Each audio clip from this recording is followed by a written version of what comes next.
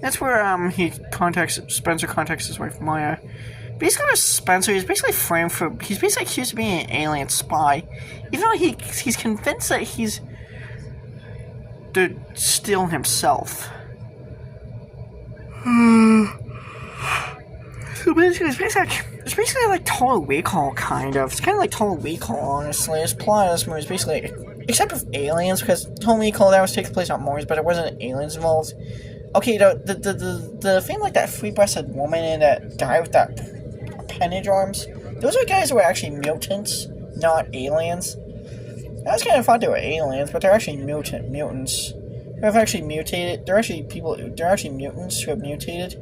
So you know that's saying Total Recall, that guy who's got that weird, fucking ugly, weird deformed baby thing growing out of his chest.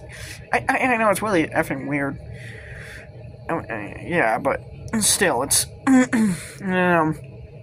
okay.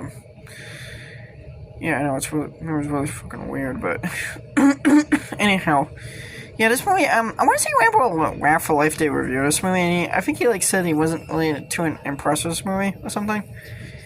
I might include a link to his review in the description. I don't include links in descriptions, honestly. I don't know how to do that, so I don't know how to include links in descriptions, honestly. I could include I think his review of this movie is a kind of a negative. I think he gave this movie a really negative. I want to say Rambo for Life. He gives this movie like a really negative review. Might include, if I ever find it, I could include a link to it in the description. I could include a link to it. Well, I could put a link to it in the description for those who want to check out his review. Because I think his review is kind of negative. I think it was kind of borderline kind of a rant. Because I think he actually kind of goes in detail how kind of messed up the production is. Because this movie's production history was really messed up. I mean, it had the director got demoted. The movie got taken away from its director. He had it taken away from him, and then as you can see, here's a post-apocalyptic cityscape that kind of looks like a Terminator.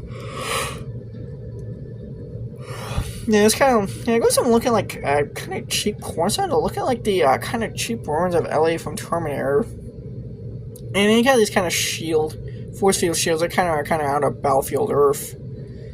Except this movie does have slightly.